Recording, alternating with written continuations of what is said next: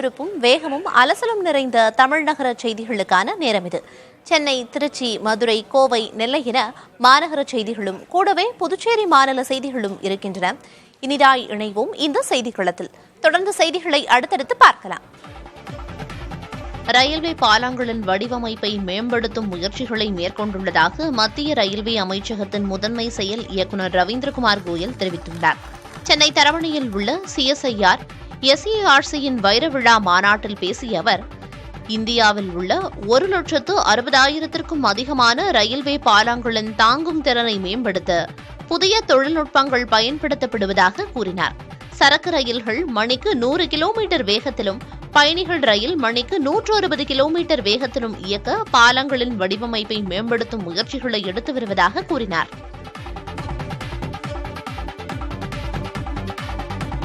நாட்டிலேயே மிகவும் பரபரப்பான உள்நாட்டு விமான பாதையாக சென்னையில் இருந்து கோவைக்கு செல்லும் பாதை உள்ளது தெரியவந்துள்ளது. உள்நாட்டு விமான போக்குவரத்து சமீப காலமாக அதிகரித்து வருகிறது. இந்நிலையில் 490 வாராந்திர விமானங்களோடு தமிழ்நாடு முன்னிலையில் உள்ளது. இந்நிலையில் கோவையில் இருந்து சென்னை வரை உள்ள வழித்தடம் மாநிலத்திற்குள் அதிகம் பயணிக்கும் பாதையாக உள்ளது. மேலும் இது இந்தியாவில் இந்த பிரிவில் முதலிடத்தில் உள்ளதும் கவனிக்கத்தக்கது. கோவை விமான நிலையத்தில் இருந்து தினமும் சராசரியாக 30 விமானங்களின் சேவை வழங்கப்படுகிறது. பிப்ரவரியில் கோவையில் இருந்து 179 சர்வதேச விமானங்களும் 1651 உள்நாட்டு விமான சேவைகளும் வழங்கியுள்ளன. உள்நாட்டு விமான பயணிகளின் எண்ணிக்கை 2,57,037 இருந்தது.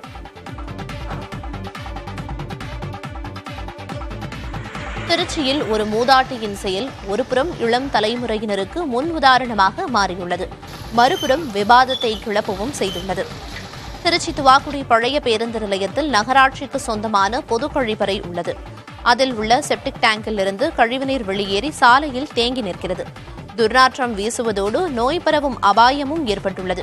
இதுகுறித்து புகார் அளித்தும் நடவடிக்கை எடுக்காத நிலையில் கழிவுநீர் தொட்டியின் உடைப்பை மூதாட்டி ஒருவர் தற்காலிகமாக சீரமைத்தார். அங்கு பராமரிப்பு பணியில் ஈடுபட்டு வரும் மூதாட்டி கைகளால் கழிவுநீர் குழாயின் உடைப்பை சீரமைக்கும் முயற்சியில் தேங்கியிருந்த கழிவுநீரில் இறங்கினார்.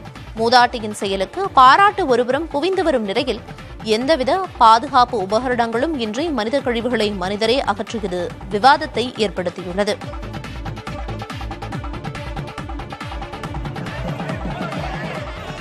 மதுரை அழகர் கோவில் சித்திரை திருவிழா உண்டியல்களில் 1,06,00,000 ரூபாய் காணிக்கையாக பெறப்பட்டது.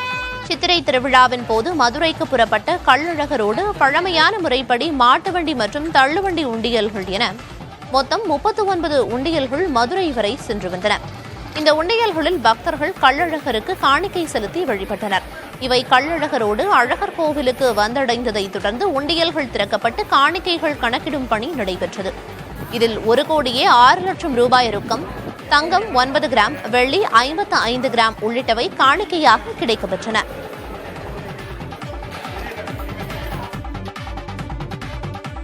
மதுரை மாவட்டம் கோமதிபுரம் பகுதியில் வேப்பமரம் ஒன்றில் பொதுமக்களுக்கு இடையூறாக இருந்த தேன்கூடு அகற்றப்பட்டது. அந்த பகுதியைச் சேர்ந்த பொதுமக்கள் தீயணைப்புத் துறையினருக்கு தகவல் கொடுத்ததை தொடர்ந்து தல்லாக்குளம் தீயணைப்பு நிலையத்திலிருந்து வந்த தீயணைப்பு வீரர்கள் அங்கு விரைந்தனர். நீண்ட போராட்டத்திற்கு பிறகு தேன்கூட்டை தீ வைத்து முழுமையாக அகற்றினர்.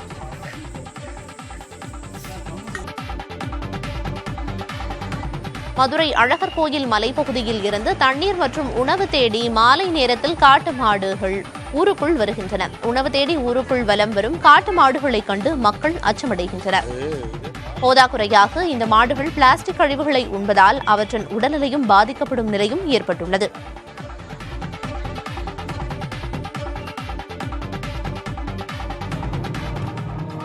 ஆபரேஷன் சிந்தூர் வெற்றியை கொண்டாடும் வகையிலும் ராணுவ வீரர்களுக்கு நன்றி செலுத்தும் விதமாகவும் சென்னையை அடுத்த ஆவடியில் தேசிய கொடி பேரணி நடைபெற்றது. திருவள்ளூர் மேற்கு மாவட்ட பாஜக சார்பில் நடைபெற்ற இந்த பேரணியில் 500க்கும் மேற்பட்டோர் கையில் தேசிய கொடியை ஏந்தி 2 கிலோமீட்டர் தூரம் சென்றனர். அப்போது வீரர்கள் சிலம்பாட்டம் ஆடிச் சென்றது காண்போரை கவர்ந்தது.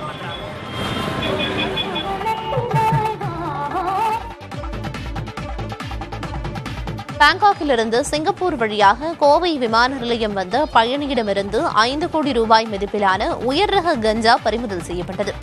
வருவாய் புலனாய்வு பிரிவு அதிகாரிகள் நடத்திய சோதனையில் பயணி ஒருவரின் பையில் இருந்து ஹைட்ரோபோனிக் வகையைச் சேர்ந்த 5.25 கிலோ எடை கொண்ட கஞ்சா இருப்பது கண்டறியப்பட்டது. அவர் மீது போதைப் பொருள் கடத்தல் தடுப்புச் சட்டம் 1986 மற்றும் சுங்கவரி சட்டம் 1962 உள்ளிட்ட பிரிவுகளின் கீழ் வழக்கு பதிவு செய்யப்பட்டு விசாரணை மேற்கொள்ளப்பட்டு வருகிறது.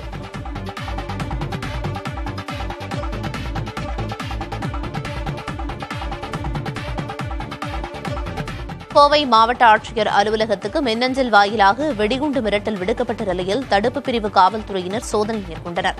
நகரின் மையமாக செயல்படும் ஆட்சியர் அலுவலகத்துக்கு நாள்தோறும் ஆயிரக்கணக்கான மக்கள் வந்து செல்லும் நிலையில் வெடிகுண்டு மிரட்டலால் பரபரப்பு ஏற்பட்டது. இதையடுத்து வெடிகுண்டு நிபுணர் குழுவினர் மோப்பநாய் உதவியோடு சோதனையிட்டனர். முன்னெச்சரிக்கை நடவடிக்கையாக ஆட்சியர் வளாகத்துக்குள் நுழைய சில கட்டுப்பாடுகள் விதிக்கப்பட்டுள்ளன.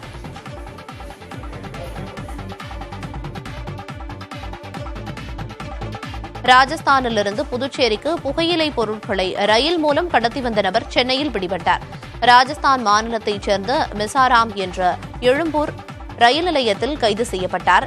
அவரிடமிருந்து 65 கிலோ புகையிலை பொருட்கள் கைப்பற்றப்பட்டது.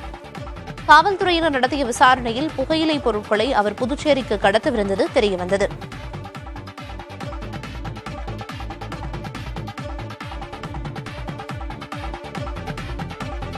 பள்ளி மாணவ மாணவிகளிடம் விண்வெளி அறிவியல் குறித்த விழிப்புணர்வை ஏற்படுத்தும் வகையில் சென்னையில் கண்காட்சி நடைபெற்று வருகிறது. கிண்டியில் உள்ள தனியார் பள்ளியில் வரும் 10ஆம் தேதி வரை இந்த கண்காட்சி நடைபெறும் என அறிவிக்கப்பட்டுள்ளது. இந்த கண்காட்சியை மாணவர்கள் மற்றும் பெற்றோர் கட்டணமின்றி பார்வையிடலாம் என குறிப்பிடப்பட்டுள்ளது. விண்வெளி அறிவியலின் அடிப்படை விளக்கங்கள் மிக எளிமையான முறையில் கற்பிக்கப்படுகின்றன.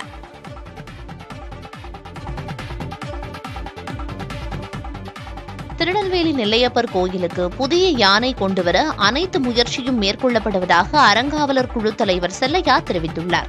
யானை வாழிடத்துக்கு 10 ஏக்கர் நிலத்தில் வனச்சூழல் ஏற்படுத்தும் பணிகள் நடந்து வருவதாகவும் அவர் குறிப்பிட்டார். நெல்லையப்பர் கோவிலில் பராமரிக்கப்பட்டு வந்த புகழ்பெற்ற யானை சமீபத்தில் உயிரிழந்ததை அடுத்து புதிய யானையை கொண்டுவர பக்தர்கள் கோரிக்கை விடுத்துள்ளனர். இது மதுரையின் கூவமாய் என சந்தேகிக்கும் அளவுக்கு பந்தல்குடி கால்வாய் அசுத்தமாகி வருகிறது. கால்வாயை காக்க அரசு நடவடிக்கை எடுக்க வேண்டும் என வலியுறுத்துகின்றனர் மாநகர மக்கள்.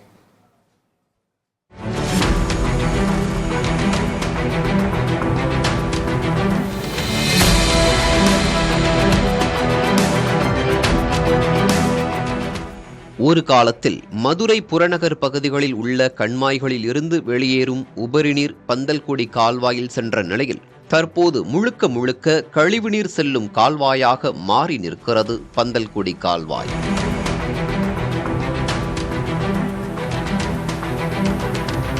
கழிவுநீரை சுத்திகரித்து ஆற்றில் விடும் வகையில் அப்பகுதியில் 2020ஆம் ஆண்டு சுத்திகரிப்பு நிலையம் அமைக்கப்பட்டது.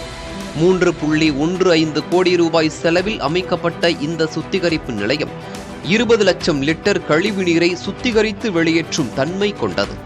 இந்நிலையில் கோரிப்பாளையம் மேம்பால பணிகள் காரணமாக இந்த சுத்திகரிப்பு நிலையம் கடந்த 2 ஆண்டுகளாக செயல்பாட்டில் இல்லை. இதையடுத்து வைகை ஆற்றில் கழிவுநீர் அதிக அளவில் கலந்து வரும் நிலையில் பந்தல்குடி கால்வாயின் இருபுறமும் தடுப்புச் சுவர் அமைத்து குப்பைகள் மற்றும் கழிவுகளை உள்ளே கொட்டாத வகையில் நடவடிக்கை எடுக்க வேண்டும் என சமூக ஆர்வலர்கள் கோரிக்கை விடுத்துள்ளனர். இதுகுறித்து மதுரை மாநகராட்சியிடம் விளக்கம் கேட்டது புதிய தலைமுறை. போர்க்கால அடிப்படையில் 1 கோடி ரூபாய் செலவில் பந்தல்குடி கழிவுநீர் சுத்திகரிப்பு நிலையம் மீண்டும் செயல்பாட்டிற்கு வர உள்ளதாக தெரிவித்தனர். கழிவுநீர் சுத்திகரிப்பு நிலையம் 2 வாரங்களுக்குள் செயல்படும் என்றும் மாநகராட்சி அதிகாரிகள் உறுதியளித்தனர். புதிய தலைமுறைக்காக ஒளிப்பதிவாளர் குணாவுடன் செய்தியாளர் மணிகண்ட பிரபு. 2ஆம் கட்ட நிதி ஒதுக்கீடு செய்யப்படாததால் பணிகள் நிறைவடையாமல் 5 ஆண்டுகளுக்கும் மேலாக மூடப்பட்டிருக்கிறது வரலாற்று சிறப்புமிக்க ராணி மங்கம்மாள் கோலு மண்டப அரசு அருங்காட்சியகம். எப்போது திறக்கப்படும் என்ற ஏக்கத்தோடு காத்திருக்கின்றனர் வரலாற்று ஆய்வாளர்கள்.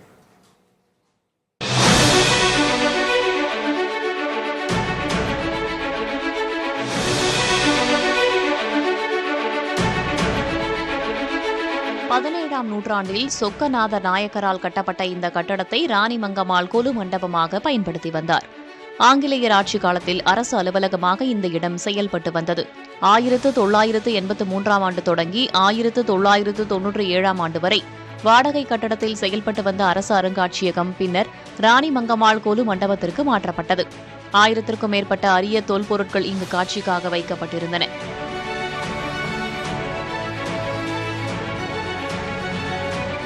இவ்வளவு பழமை வாய்ந்த கட்டடத்தில் சுவர்கள் சேதமடைந்து மழைநீர் உள்ளே வர தொடங்கியதால் சீரமைக்க முடிவு செய்யப்பட்டது. அதன்படி அருங்காட்சியக நிதி திட்டத்தின் கீழ் மத்திய அரசு 80%, மாநில அரசு 20% என்ற பங்களிப்புடன் 1,87,00,000 ரூபாய் செலவில் தொன்மை மாறாமல் புனரமைக்கும் பணிகள் கடந்த 2020ஆம் ஆண்டு தொடங்கப்பட்டது. பல்வேறு காரணங்களை காட்டி இன்னும் பணிகள் முடிக்கப்படாமல் உள்ளன.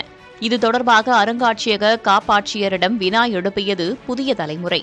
2ஆம் கட்ட நிதி ஒதுக்க மத்திய மாநில அரசுகளிடம் கேட்கப்பட்டுள்ளதாக குறிப்பிட்டார். விரைவில் நிதி பெறப்பட்டு இவ்வாண்டுக்குள் ராணி மங்கம்மாள் கொலு மண்டபம் முழுமையாக புதுப்பிக்கப்பட்டு மக்கள் பயன்பாட்டிற்கு வரும் என்று நம்பிக்கை தெரிவித்தார். புதிய தலைமுறைக்காக ஒளிப்பதிவாளர் சரவணகுமாருடன் செய்தியாளர் பிருந்தா ஸ்ரீஹரிஷ்.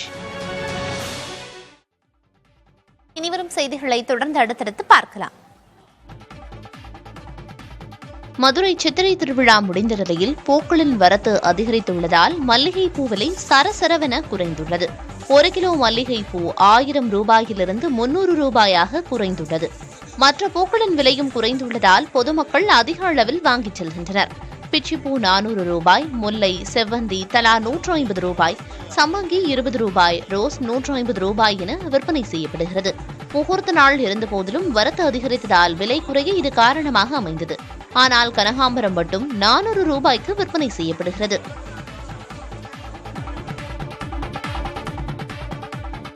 மதுரையில் தற்போது கொரோனா தொற்று பாதிப்பு இல்லை என அரசு மருத்துவமனை மற்றும் சுகாதாரத்துறை அதிகாரிகள் தெரிவித்துள்ளனர். மதுரை அரசு ராஜாஜி மருத்துவமனை உட்பட எந்த மருத்துவமனைகளிலும் கொரோனா நோயாளிகள் அனுமதிக்கப்படவில்லை என்றும் பொதுமக்கள் அச்சப்பட தேவையில்லை என்றும் கூறப்பட்டுள்ளது. சளி, காய்ச்சல் அறிகுறிகள் உள்ளவர்கள் அரசு சுகாதார நிலையங்களில் சிகிச்சை பெற அறிவுறுத்தப்பட்டுள்ளது.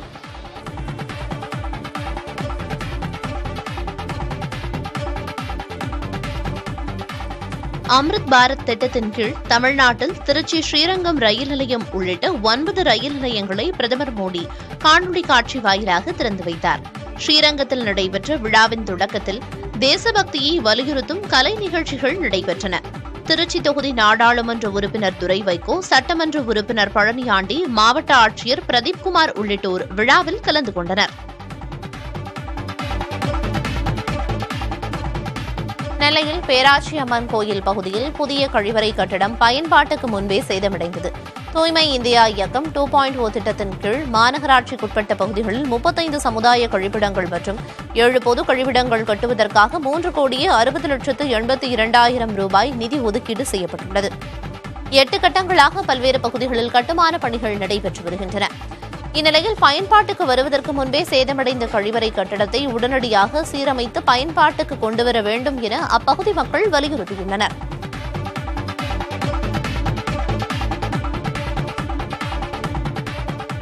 மதுரை மாட்டுத்தாவணி பழ மார்க்கெட்டில் வைத்து இளைஞர் கொல்லப்பட்ட வழக்கில் 3 சிறுவர்கள் உட்பட 6 பேர் கைது செய்யப்பட்டனர். செல்லூரைச் சேர்ந்த தங்கபாண்டி என்பவருக்கும் அதே பகுதியைச் சேர்ந்த பிரதாப் என்பவருக்கும் முன்விரோதம் இருந்து வந்துள்ளது. இந்நிலையில் பிரதாப்பின் உறவுக்கார பெண்ணை அசிங்கப்படுத்தும் வகையில் பேசியதாக பிரதாப்பின் தம்பி தனது நண்பர்களோடு சேர்ந்து அவரை கத்தியால் குத்தி கொலை செய்தார்.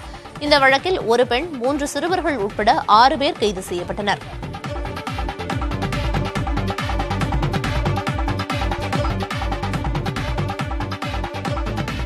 போரூர் அருகே ஐயப்பன்தாங்கல் ஊராட்சியில் எப்போது வேண்டுமானாலும் உடைந்து விழும் நிலையில் உள்ள மின்மாற்றி சிதிலமடைந்துள்ள நிலையில் விபத்து ஏற்படும் முன் இதனை மாற்ற வேண்டும் என்று மக்கள் கோரிக்கை விடுத்துள்ளனர்.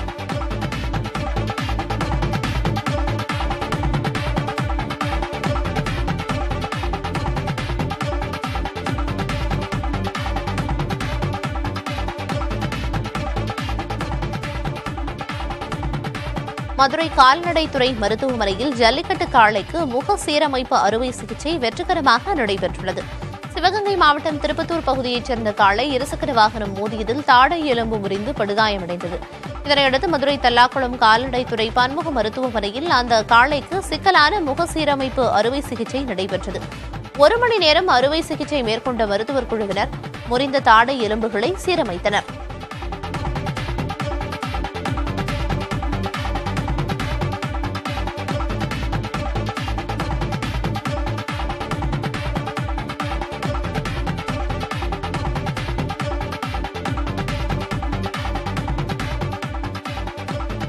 சாதிச் சான்றிதழ்களை விரைந்து பெறும் வகையில் புதுச்சேரியில் உள்ள அனைத்து வட்டாட்சியர் அலுவலகங்களும் மாணவர்களுக்காக மட்டுமே சனிக்கிழமை செயல்படும் என புதுச்சேரி ஆட்சியர் குலோத்துங்கன் அறிவித்துள்ளார்.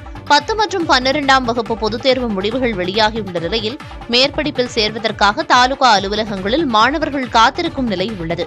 இதை தவிர்ப்பதற்காக மே 24, மே 31 மற்றும் ஜூன் 7 ஆகிய 3 நாட்களும் வட்டாட்சியர் அலுவலகங்கள் செயல்படும் என ஆட்சியர் அறிவித்துள்ளார்.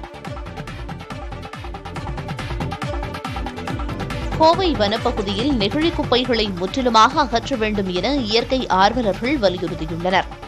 மண்ணை போட்டு தான் மூடுறீங்களா? அப்ப மண்ணை போட்டு தான் நிறைவேற்றி இருக்கிறாங்க.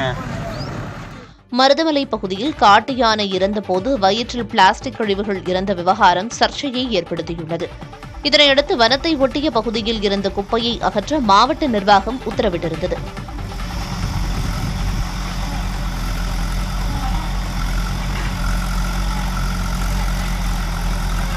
ஆனால் பிளாஸ்டிக் குப்பையில் மண்ணை மேலோட்டமாக போட்டு மூடப்பட்டுள்ளது.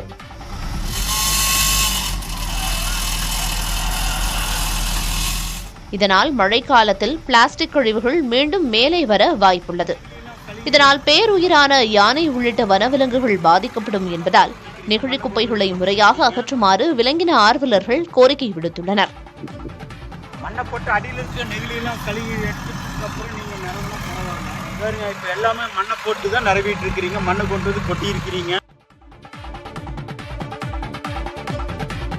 மதுரை மாநகராட்சியில் தொழில் முன் அனுபவம் இல்லாத பொறியாளர்களை பணி நியமனம் செய்திருப்பதாக கவுன்சிலர்கள் குற்றம் சாட்டியுள்ளனர். மதுரை மாநகராட்சி பொறியியல் பிரிவானது குடிநீர் விநியோகம், சாக்கடை பராமரிப்பு, குப்பை மேலாண்மை உள்ளிட்ட முக்கிய பணிகளை மேற்கொள்கிறது. இந்த துறையில் நிலவும் ஆள் பற்றாக்குறையை சமாளிப்பதற்காக 16 தற்காலிக பொறியாளர்கள் நியமனம் செய்யப்பட்டுள்ளனர். இவர்களுக்கு போதிய அனுபவம் இல்லை என்றும் அதிகமான வார்டுகள் ஒதுக்கப்பட்டிருப்பதால் அவர்களால் பணிகளை முறையாக கண்காணிக்க முடியாது என குற்றம் சாட்டியும் கவுன்சிலர்கள் எதிர்ப்பு தெரிவித்துள்ளனர்.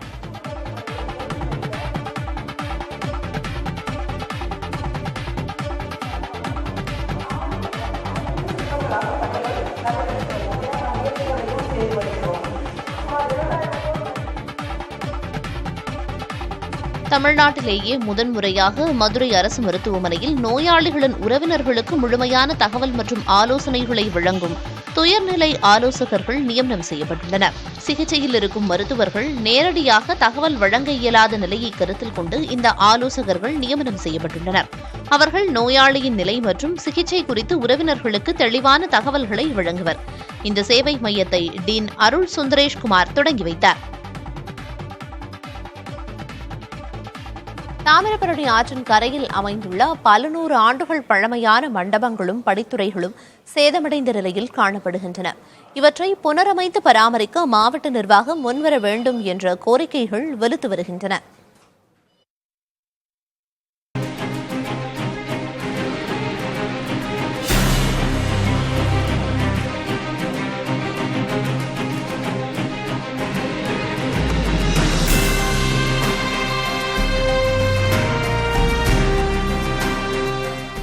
தாமிரபரணி ஆறு உற்பத்தியாகும் பாபநாசம் முதல் கடலில் சங்கமிக்கும் புன்னக்காயல் வரை நதிக்கரையில் 144 தீர்த்த கட்டங்கள் உள்ளன. இவற்றில் 100க்கும் அதிகமான மண்டபங்களும் படித்துறைகளும் உள்ளன. பண்டைய தமிழ் மன்னர்களின் கட்டட கலைத்திறனை வெளிப்படுத்தும் விதமான வேலைப்பாடுகளுடன் இவை அமைந்துள்ளன. நெல்லை கைலாயபுரத்திலும் திருப்புடை மருதூரிலும் உள்ள தைப்பூச மண்டபங்கள், அம்பாசமுத்திரம், சேரன் மகாதேவி பகுதிகளில் உள்ள திருக்குடம் பொருந்திய மண்டபங்கள் உள்ளிட்டவை புனிதமானவையாக திகழ்கின்றன. வெள்ளக்கோயில் பகுதியில் 42 தூண்களுடன் 150 பேர் வரை அமரக்கூடிய சுடுகாட்டு மண்டபங்களும் உள்ளன. ஐங்கோண வடிவிலான மண்டபங்களும் பொருணை நதிக்கரையில் ஏராளம். மண்டபங்களைப் போல படித்துறைகளுக்கும் குறைவில்லை. மண்டபங்களிலும் படித்துறைகளிலும் உள்ள கல்வெட்டுகள் தமிழர்களின் பெருமைகளை பறைசாற்றுகின்றன. ஆனால் இவையெல்லாம் முறையாக பராமரிக்கப்படாமல் பொலிவிழந்து சிதைந்து வருகின்றன. இதை பராமரிக்குமாறு எழுத்தாளர் முத்தாளக்குறிச்சி காமராசு தொடர்ந்த வழக்கில் தாமிரபரணியில் கழிவுநீர் கலப்பதை தடுக்கவும் நதிக்கரை மண்டபங்கள், படித்துறைகளை இந்து சமய அறநிலையத்துறை சீரமைக்க வேண்டும் என்றும் உயர்நீதிமன்ற மதுரை அமர்வு உத்தரவிட்டது.